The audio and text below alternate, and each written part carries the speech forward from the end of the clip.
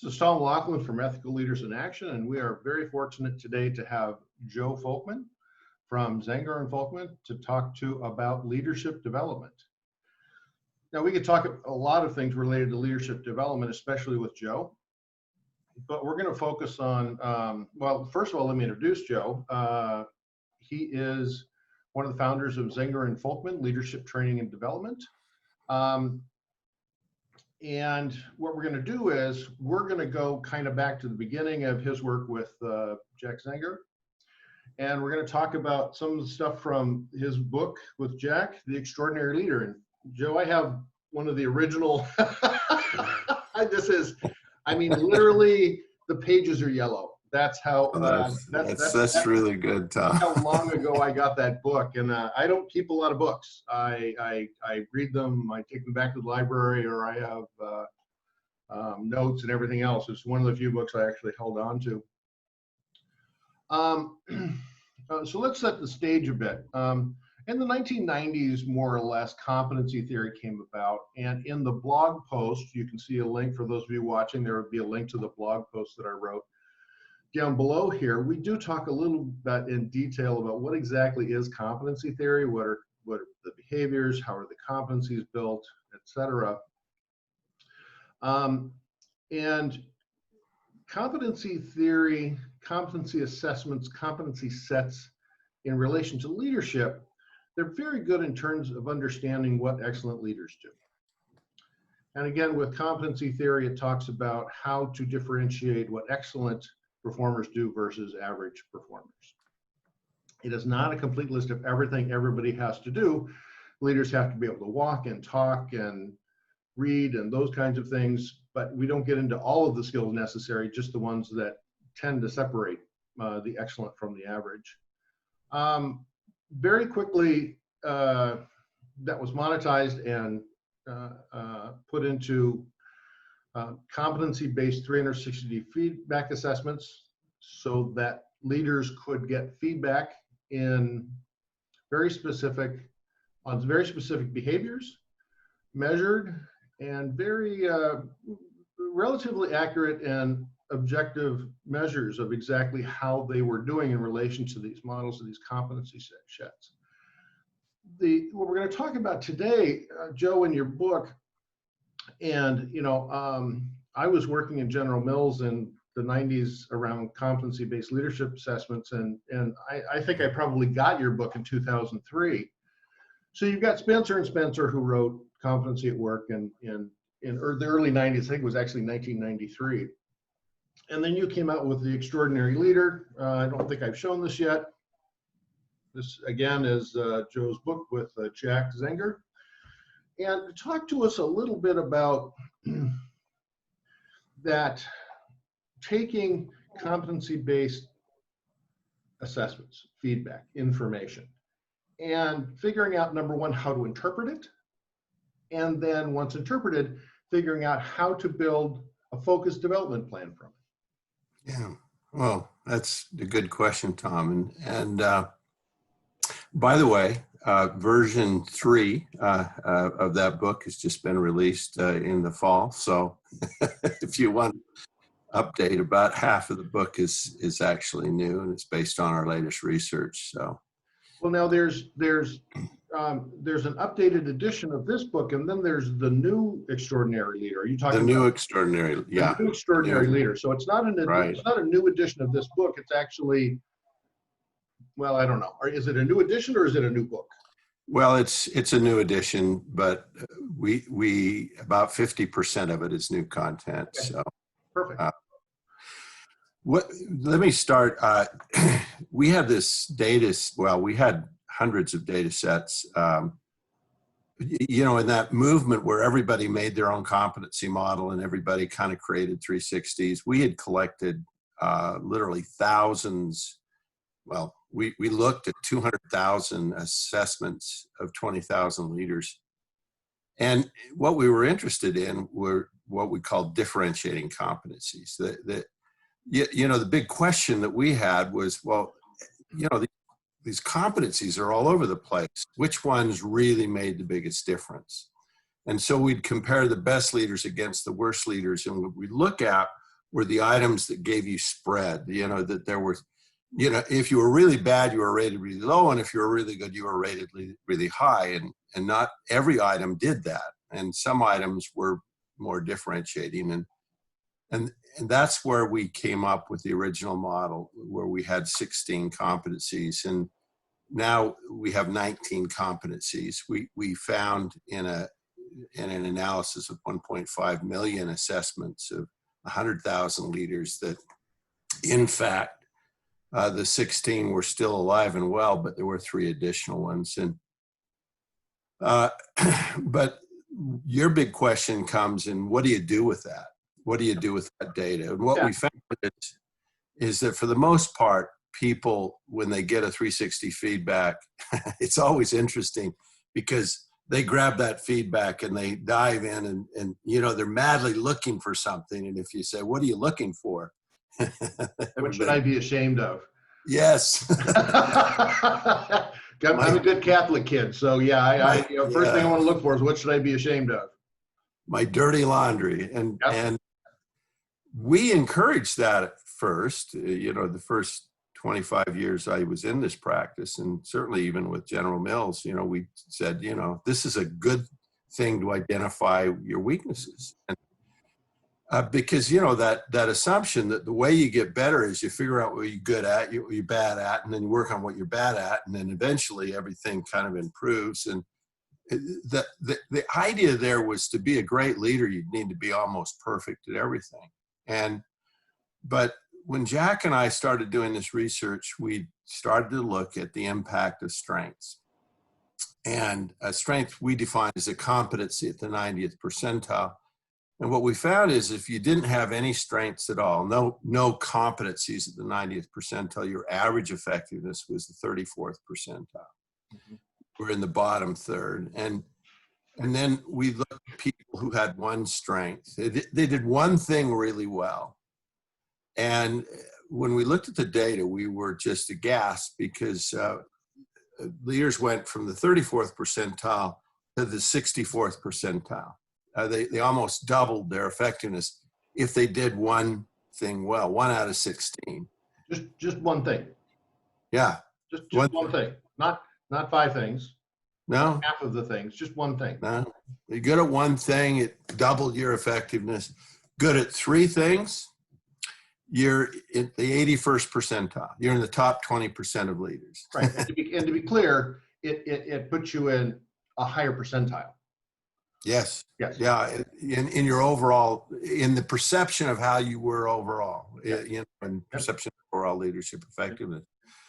And, when we saw that, we thought, gosh, we spent the last 25 years telling people, figure out what's wrong, because that's your problem. And the real thing we should have been saying was, what's right?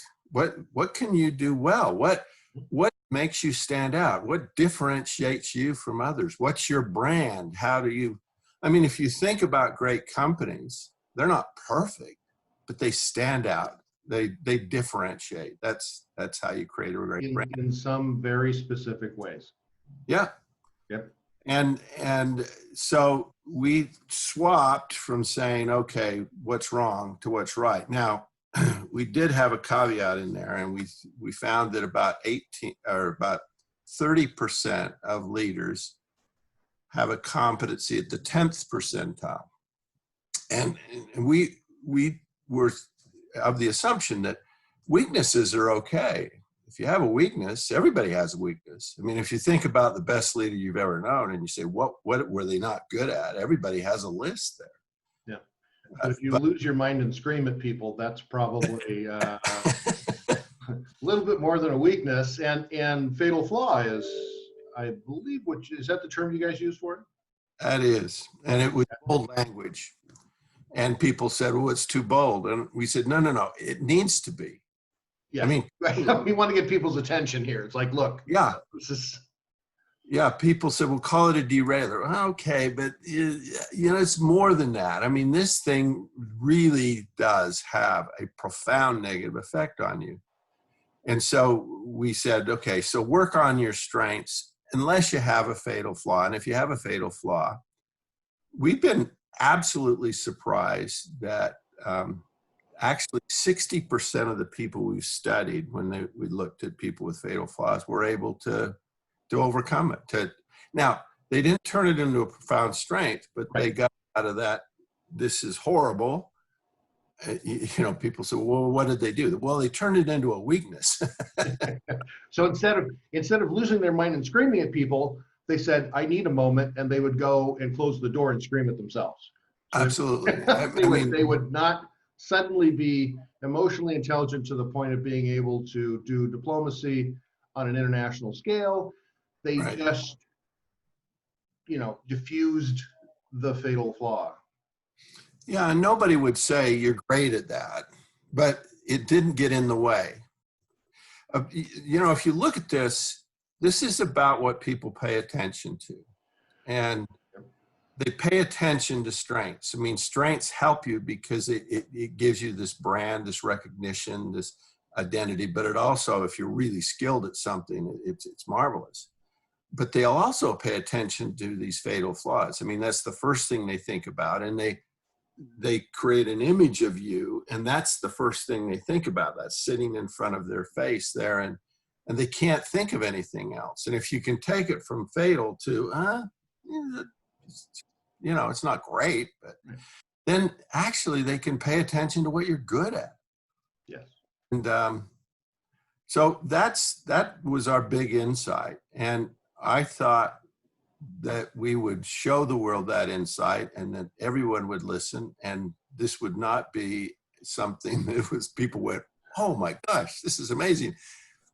I'm actually surprised. I cut my teeth as in marketing. I mean, when I was at General Mills, I spent a decade at General Mills in marketing before I started doing human resource development. So when I put my marketer hat on, I just kind of go, oh, Joe. Yeah. Which I don't need to tell you now. Yes. You play the advertisements over and over and over again. And so, but it really is. I mean, in a classroom, when I'm sitting there and talking about, people go, oh my gosh, I've never thought about that, but you're right. Yeah. And I'm still amazed. And so there's a really wonderful message there about, having profound strengths and trying to really be good at something. And the other thing that we discovered was, it's pretty much impossible to be really good at something you hate. Right. Well, yes, that anything that requires development. Yeah. It's really hard to be good at anything you really hate. Yes.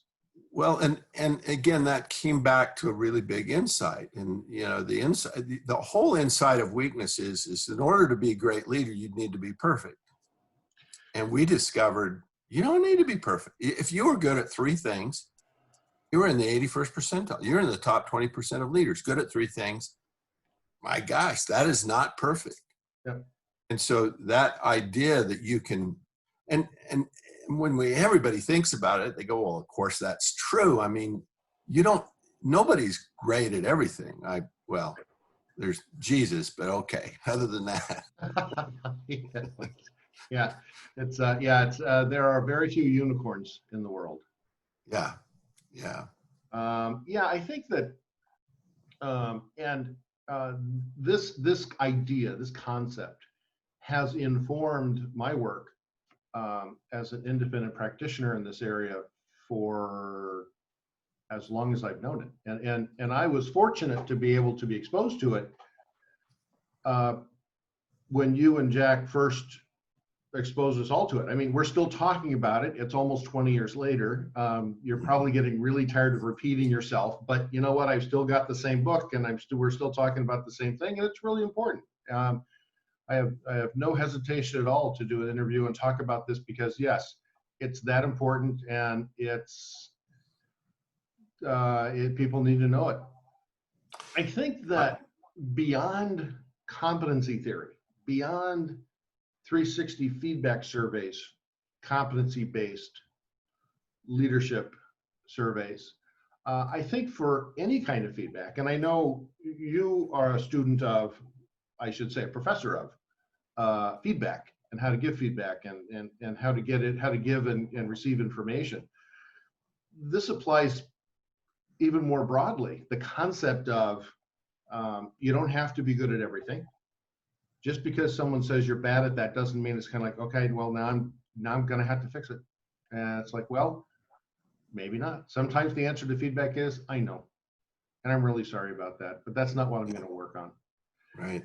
The other thing is I after I finished running businesses, I went back and got a degree in human development and a postgrad in individual and system psychology. And in Adlerian psychology, there's this idea of compensatory strengths, that if you have a weakness, it is at times it's a fool's game to try and turn a weakness into a strength.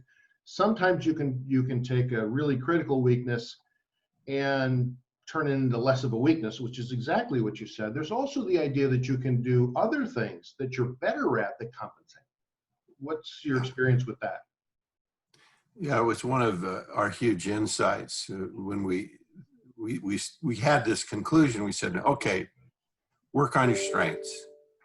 And then we had this sort of, how do you do that? I mean, how does that work? Yeah, Well, yeah. I mean, it seemed obvious, but a lot of people say, well, how do you build a strength? Well, same way you work on a weakness. And it's like, no. I mean, if you are not very good at honesty, right? You know, and you say, well, how would someone get better?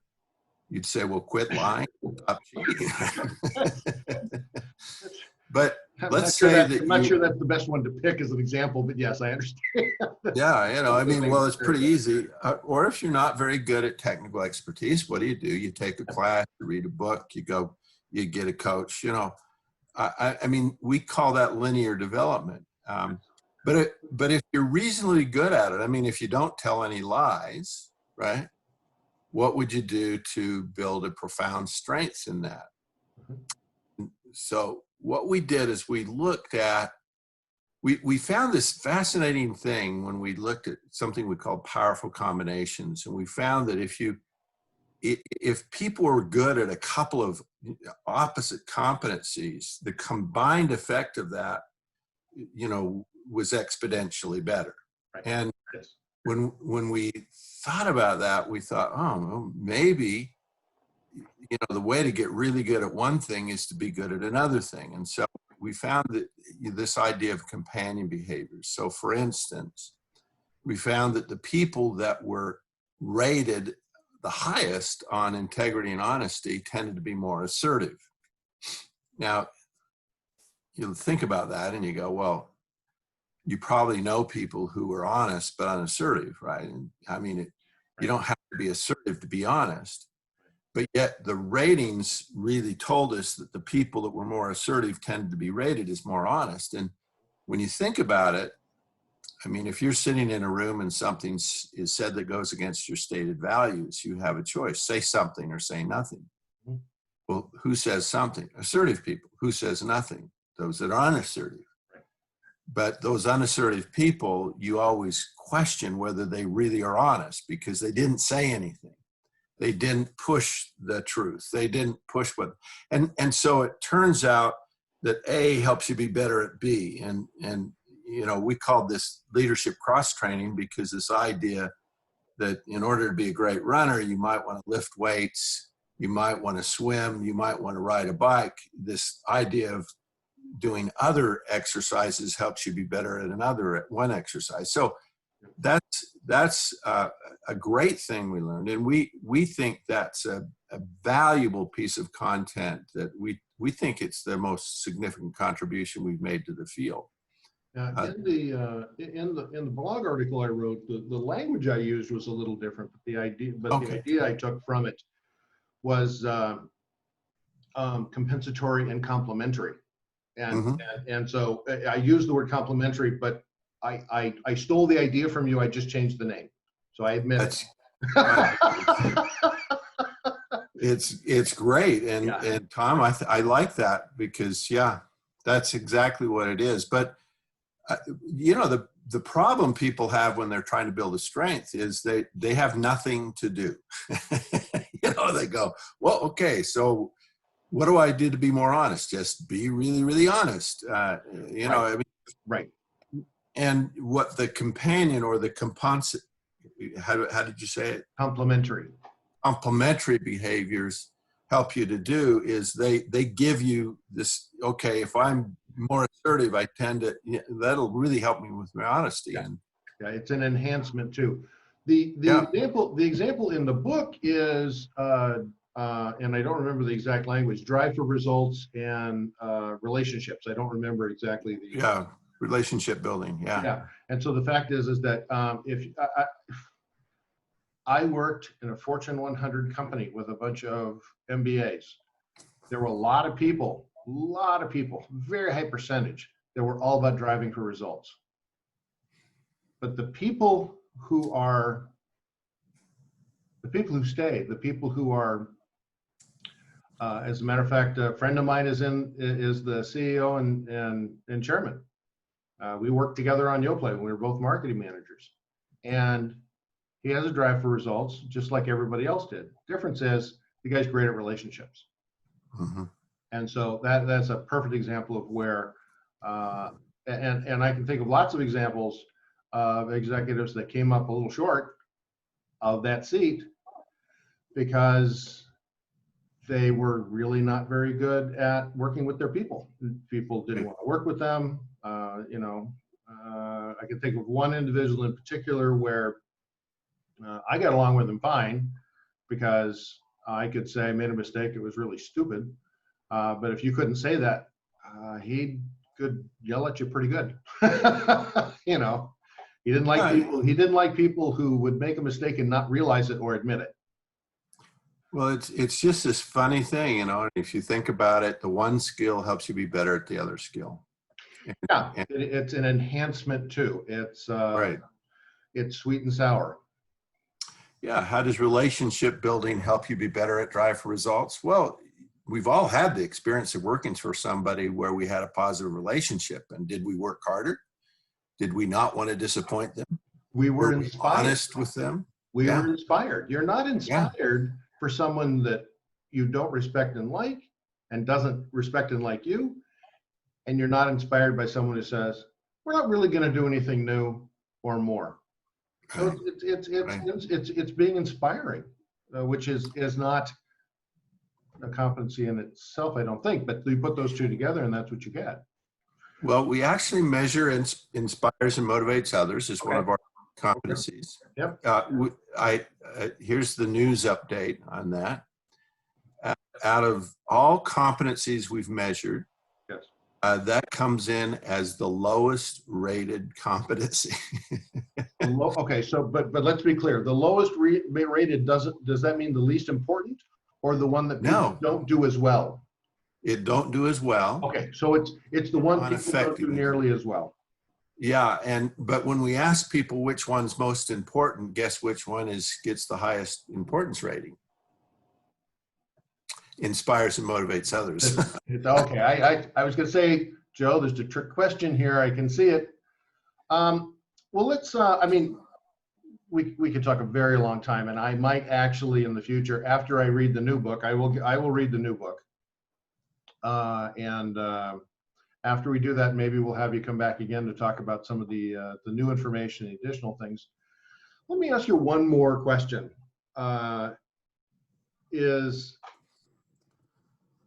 If we look at current events, there is certainly an environment today where leaders are facing some, not new challenges, but some very significant challenges. At Ethical Leaders in Action, we work with businesses and also public safety organizations. So we work with a lot of police forces. And one of the things that we're working a lot with police forces on right now is, now what do you do? And I'll tell you, change is coming in a really big way.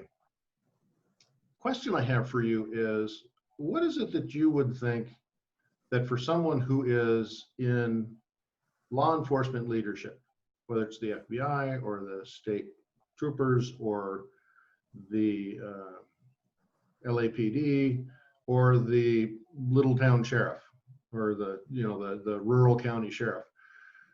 Given the environment today about really having an expectation of what the police are really supposed to do, what would you hold out as maybe a competency or two that you think is going to really make a difference for those leaders?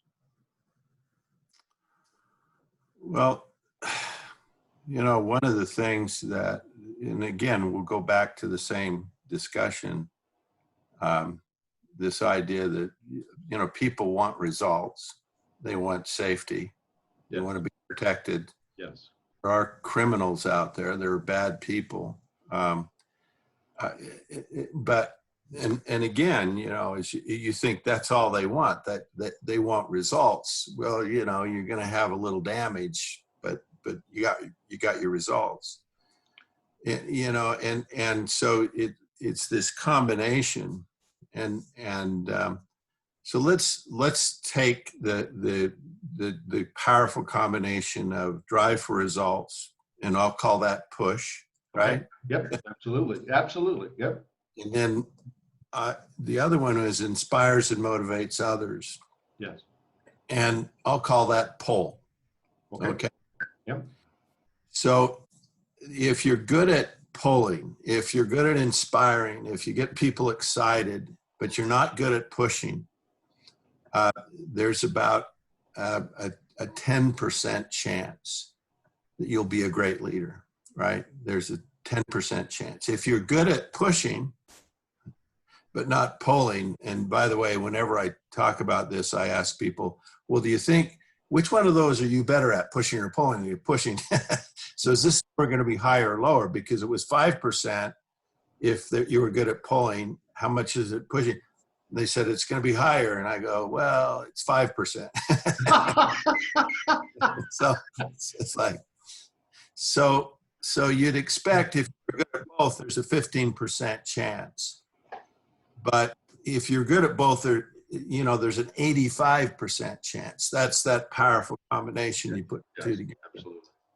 And we get so stuck on the push, we get so stuck on the results, right? That and you think about what we need. We need that inspiration. Yeah. I mean, you think about the police forces protecting you from the bad guys, okay. But how about inspiring people to do the right thing, inspiring people to act in the right way? Usually if you look at the kind of the whole scenario of why people do bad things, they don't have much choices. They're poor, they're in debt, they don't have a job, they can't seem to make ends meet.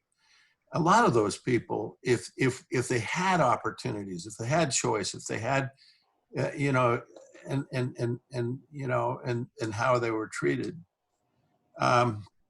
So I think that inspiration part is the part that's missing.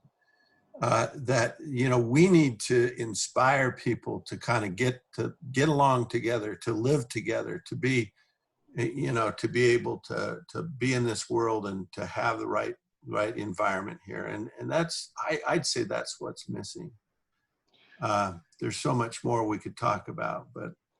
And I think we probably will. Joe, thank you so much for your time.